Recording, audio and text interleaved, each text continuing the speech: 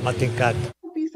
Payo ng Bangko Sentral ng Pilipinas, sa 1,000 pisong bagong polymer banknotes, dapat buo ang hugis sampagita na transparent kumpara sa sinasabing peke na iba ang hugis. Sa tunay, aninag ang letrang BSP kapag tinapat ito sa ilaw. Sa litrato ng sinasabing fake na kumakalat sa social media, iba rin ang hugis ng transparent vertical window sa bandang kanan ng perang papel. Pwede ring sa Latin ang 5 tactile dots sa bandang ulo ng agila. Pero nilinaw ng BSP na wala pa silang natatanggap na reklamo ng peking 1,000 peso polymer bill. Tama po ang ginagawa na pagsilip-silip kasi po ang ating method or paraan ng pag-detect ng kahit anong pera, mapapel, plastic or polymer ay ang tinatawag na feel, look, tilt. Nilinaw din ng BSP na pwedeng tupiin ang bagong pera.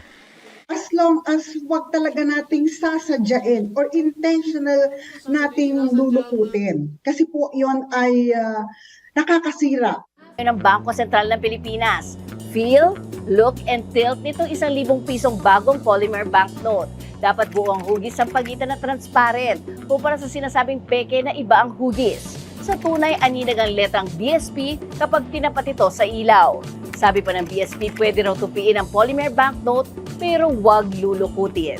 Ala ng Bangko Sentral ng Pilipinas, busisiing mabuti ang perang sukli o ipinambayad. May 3 serye ng pera ang umiikot sa bansa. Ang New Generation Currency or NGC na inilabas ng Bangko Sentral noong 2010. Ang Enhanced New Generation Currency o ENGC na inilabas noong 2020. At pinakahuli ang 1,000 pesos na polymer banknote. Ayon sa BSP, upang malaman kung tunay ang hawak na pera, ginagamitan ito ng Feel, Look at Tilt Method o FLT. Magaspang ang tunay na pera kapag sinalat kumpara sa peke na madulas. Naka-emboss o nakaangat ang print sa tunay na pera. Ilan sa mga naka-emboss sa pera ang salitang Republika ng Pilipinas, mga disenyo tulad ng agila at lagda sa pera. Sa look method, makikita ang watermark sa pera o shadow ng portrait sa gilid. Ang kaibahan po sa NGC or ENGC ay may mga enhancements na pong inilagay sa ENGC. Katulad po nitong tactile marks. Ang tactile marks po ay yung pair or pairs of short horizontal lines. It denotes the denomination and at the same time, it is one of the security features which can be felt by our fingers. Another enhancement or another security feature to enhance the ENGC is the window security thread in the OVD patch or the OVD o optically variable ink. Sa advisory na inilabas ng BSP, inilathala ang mga security features ng bagong 1,000 peso bill. Kabilang na ang pagdama sa polymer substrate material ng pera, pagtilt ng enhanced value panel nito at pagtingin sa iba pang feature tulad ng serial number, shadow thread at iba pa. Look method. So sa NGC, ano naman po ang dapat nating tingnan? There is here a blank space. Or sabihin na nating puti po, wala pong nakaprint. Pero, pag tinignan po natin sa liwanag, ganyan, makikita po natin ang imahe ng mga taong naka-imprenta dito. Para naman sa tilt method, kapag kinilatis ang windowed security threads, nagbabago dapat ang kulay mula pula hanggang berde at berde magiging asul. Ano naman po yung tilt method? Parang gumugulong yung bar. Kaya ang tawag natin dito, rolling bar effect. Para pong gumugulong, may linyang gumugulong. Babala ng BSP, may kaakibat na parusa ang pamemeke ng pera at oras na makatanggap o makahawak ng counterfeit money, dalhin agad ito sa pinakamalapit na bangko o police station. May binibigay na Know Your Money o KYM training ang BSP. So ngayong magpapasko, since marami po tayong cash transactions, so pinapaalalahanan po natin ang ating mga kababayan na pagtanggap po ng pera, tingnan mo naman always check the banknotes that you are receiving. Baka mamaya, happy ka, akala mo may 1,000 ka, yun naman pala ay peke. Ugaliin po nating i-check ang perang ating hinahawakan and at the same time, yung atin pong gagamitin sa pagtransact. Huwag lang natin basta tanggapin at itago. No? Kung makaka-experience po kayo ng mga ganito, tawagan niyo po kami, bagamat kami naman ay naka-alerto na kung sakasakaling ganito sa mga ganitong uri ng sitwasyon. What's up mga tol? Si Doc Otap ito. Today ay mag-review ulit tayo ng isang product, ang Fake Money Detector. Sa panahon ngayong quarantine, nauuso sa atin ang mga pagtitinda gaya ng mga online selling.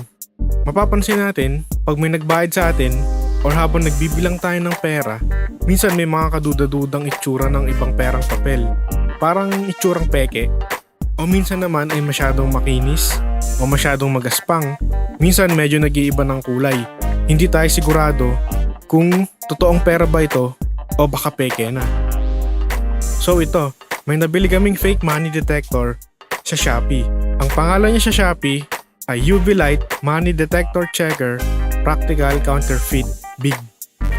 Nagustuhan siya ni Mrs. kasi may built-in ruler siya na magagamit nila sa molecular biology lab.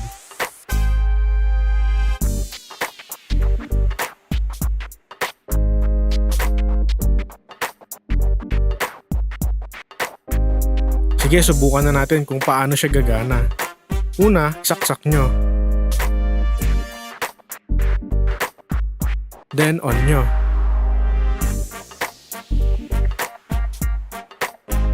Makikita nyo, may UV light siya sa taas at sa baba.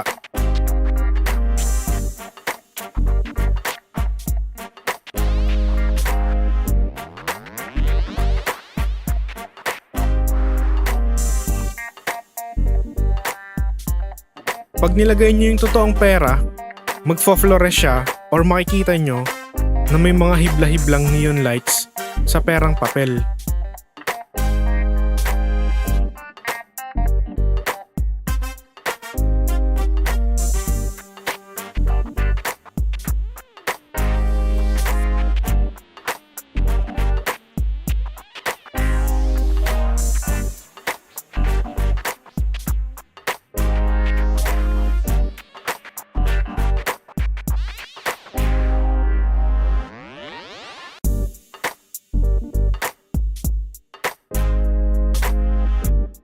Sige, subukan natin yung ibang pera dito. Hanapin natin kung may peke.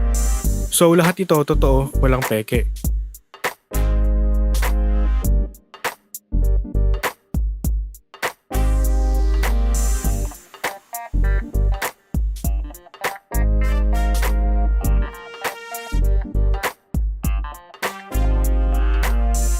Ngayon, subukan naman natin kung ano ang mangyayari kapag fake money ang nilagay natin.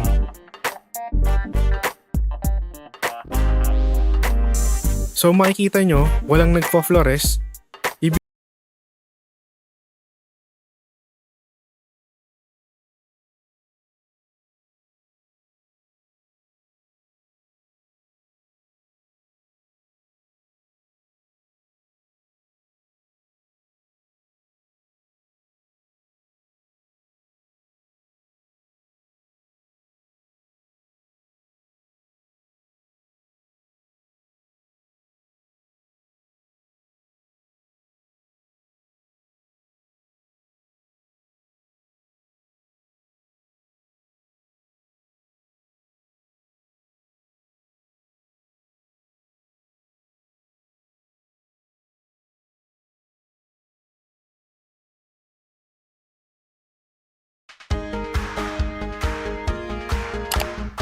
Mapapalitan pa ba ang mga sira-sirang pera? Nginat-ngat nung aso yung pera. Pwede pa ba palitan? Sila ang aking pera, pero may security thread pa naman. Mapapalitan ba to? Pwede ba magpapalit ng mga sirang pera sa BSP? May mga perang sunog. Mapapalitan pa po ba to? BSP! BSP! BSP! Bigyan ng sagot, please! Ang mga perang tulad nito, ito,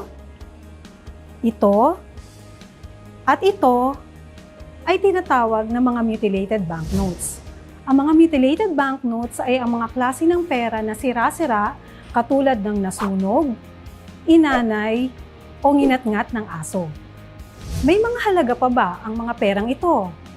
Alinsunod sa Bangko Sentral ng Pilipinas o BSP Circular No. 829/2014, may 3 pamantayan o requirements ang Bangko Sentral upang ang mga sirang pera ay mapalitan.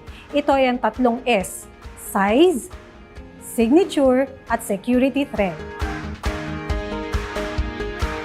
Simulan natin sa size. Ang size ay kailangang may natirang 60% o 60% ng nasirang pera. Pangalawa, signature. Ang signature ay kailangang may natirang alinmang portion o parte ng signature ng BSP Governor o ng President ng Pilipinas. At pangatlo ay ang security thread na kailangang nakikita sa sirang pera. Ano ba ang dapat gawin sa mga perang ito? Ito ay dapat dalhin sa pinakamalapit na otorisadong bangko at ang mga bangko ay dadalhin sa BSP upang masuri kung ito ay may halaga pa. Ang BSP ay magbibigay ng opisyal na resulta sa mga bangko matapos ang pagsusuri. Ang mga sira-sirang pera na may halaga pa ay idedeposito ng BSP sa account ng bangko upang ang kaukulang halaga ng pera ay maibalik sa kanilang kliyente. Ang mga pera namang hindi pumasa sa requirement o pamantayan at wala ng halaga ay ipagbibigay alam ng bangko sa kanilang kliyente batay sa resulta na inilabas ng BSP. Ang ating pera ay yaman ng ating bansa, kaya dapat natin itong ingatan.